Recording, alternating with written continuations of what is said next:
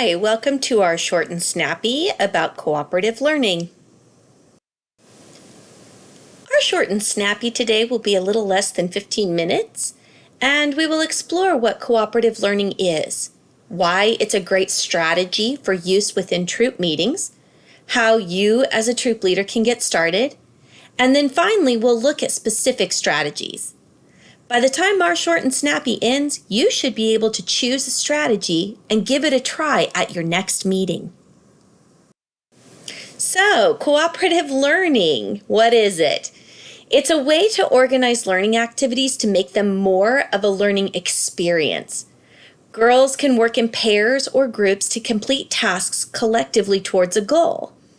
Troop members capitalize on one another's abilities and skills, while the role of the troop leader goes from just being informative to being a facilitator.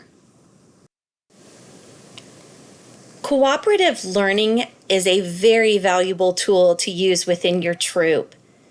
In cooperative learning, we build teamwork, and teamwork is built when the girls work together to finish the task at hand. Girls will use this to help them build relationships and trust with each other. Girls will learn basic social skills and they'll get a chance to practice them. They will be able to greet each other, learn how to make eye contact, encourage each other, and even get to a point where they can thank each other for their thoughts. Girls will get the opportunity to explain why they think the way they do. They get a chance to talk out their thinking processes and even verbally problem solve through new ideas. In cooperative learning, each girl has a job. Each girl is individually accountable for giving and receiving feedback. But as a group, the girls hold one another responsible for completing the assigned task. The group will succeed or even fail together, because the girls are given the freedom to explore and take ownership of all their tasks. It's just another way that you are making this troop girl-led. So you might be wondering, how in the world do I get started doing this? Well, it's great to start by being prepared. You need to get ahead of your activities. Think about what the goal is of the meeting and what the girls need to learn. Then use a strategy and look for ways to divide up the girls into groups that will complement each other. For example, if you put all the quietest girls together, there may not be a girl who feels empowered enough to be the presenter of the ideas for that group. So mix those girls up. Set the expectation for behavior and jobs. Practice these. Behaviors are not always inherently known by children, and many behaviors are learned behaviors. Involve the girls in establishing what kind of environment this is going to look like and what that environment is going to sound like in order for everyone to be successful. Post those expectations and then revisit them as a troop at each meeting just to get yourself started.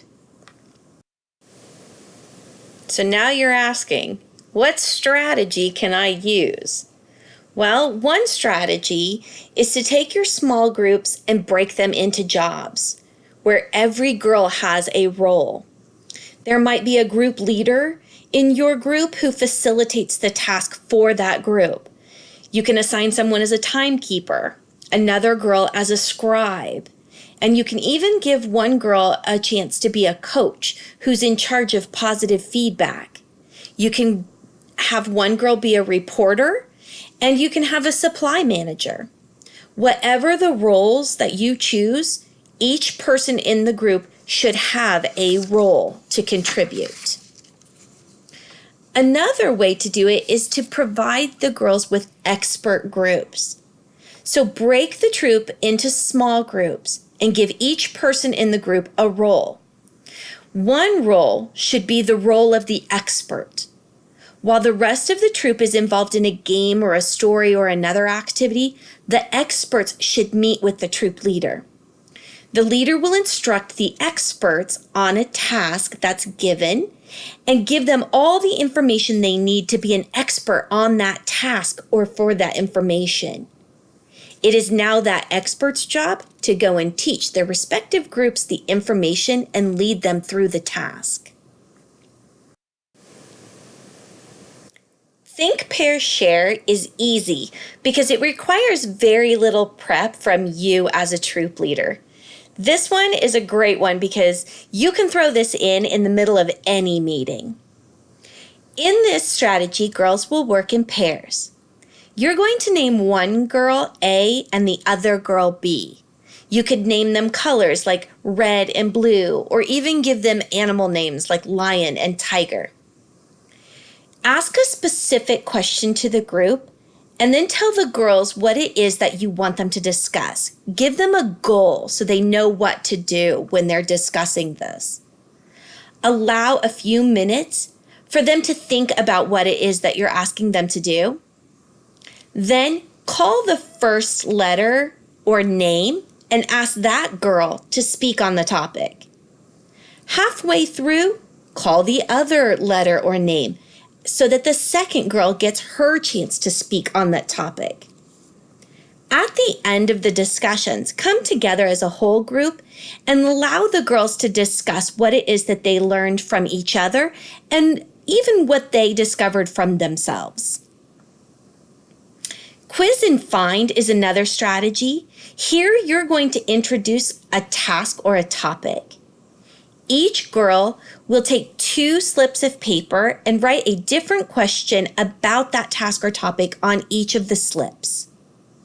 When you instruct them to do so, girls will then walk around the room and ask others to answer the questions on her 2 sheets of paper. But while they're answering her questions, she's going to need to answer the other girl's questions as well. Again, at the end of this, you're going to want to bring the girls back together as a whole. Allow them to share what they learned from others' answers to their questions. See if they had anything that they could share with someone else that they were really excited about. Sticky notes is an excellent strategy, especially if your girls are very visual learners, because in sticky notes, you're going to color code information. Start by dividing your big group into groups of 4. Assign colors of sticky notes to a task about the learning topic. So for example, in your group of 4, you're going to have 4 different colored sticky notes. You might have a blue sticky note that you're going to title What We Discussed. A yellow piece of paper or sticky note will be What We Understand. Purple can be Questions We Have or What We Want to Learn More About. While the last color might be green, and you can make that information from another group. Once you have those sticky note tasks assigned, the groups will work together to fill out each of their colors of pieces of paper or sticky notes. Each girl within the group will be assigned one color that she's going to fill out for that group. So a girl might be assigned the blue color in her group, and so she's going to write down what they discussed about that topic, where another girl within the same group is going to be given the yellow sticky note, and she's going to write down what her group understands. Once all 4 sticky notes are filled out, bring those girls back together as a big group. Have them discuss what their individual groups came up with and then share those ideas as a whole and allow the girls the opportunity to learn from what other groups have done. Next would be corners. Here, a troop leader will post answers to questions in the corners of the room. The answers can be as simple as yes and no and utilize 2 corners of the room, or it could be true and false. Or you can make those multiple choice where you utilize all 4 corners of the room, where the first corner is answer A, where the second corner is answer B, and so on. When the troop leader asks a questions, the girls are going to go to the corner of their answer choice. And at that corner, they're going to discuss their answer with the other girls that made the same choice. The girls do not move from their corners until, as a group, the girls are given the opportunity to share in whole what they decided as far as which corner they went to and why, and what they learned from the other girls in that corner.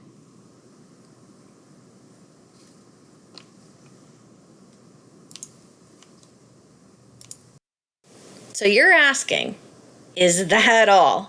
Of course it's not all. This is just the tip of the iceberg.